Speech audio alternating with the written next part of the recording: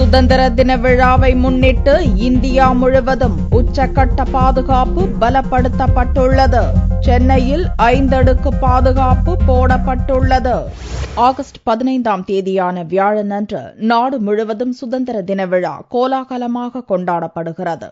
ஆண்டுதோறும் இந்நாளை முன்னிட்டு பலத்த பாதுகாப்பு ஏற்பாடுகள் செய்யப்படுவது வழக்கம்.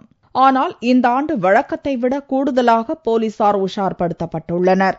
இந்தியாவின் முக்கிய இடங்களில் பயங்கரவாதிகள் தாக்குதலுக்கு திட்டமிட்டுள்ளதாக மத்திய உளவுத்துறை எச்சரிக்கை விடுத்துள்ளது. தலைநகரில் அசம்பாவிதங்கள் நடத்த திட்டமிடப்பட்டுள்ளதாக செய்திகள் கசியவே வான்வழி, தரைவழி மற்றும் கடல்வழி உள்ளிட்ட அனைத்து வழிகளிலும் பாதுகாப்பு பலப்படுத்தப்பட்டுள்ளது.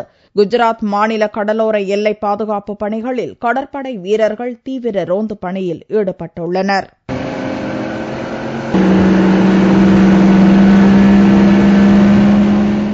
பயங்கரவாதிகளின் பட்டியலில் தமிழகமும் இடம்பெற்றுள்ளதாக வந்த தகவலை அடுத்து தமிழகம் முழுவதும் போலீசார் உஷார்படுத்தப்பட்டுள்ளனர்.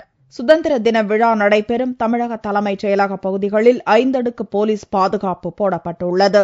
பொதுமக்கள் கூடும் முக்கிய இடங்களில் துப்பாக்கி ஏந்திய போலீசார் பாதுகாப்பு பணியில் ஈடுபடுத்தப்பட்டுள்ளனர். மெரினா கடற்கரை அமைந்துள்ள காமராஜர் சாலை முழுவதும் போலீசாரின் கட்டுப்பாட்டுக்குள் கொண்டுவரப்பட்டுள்ளது.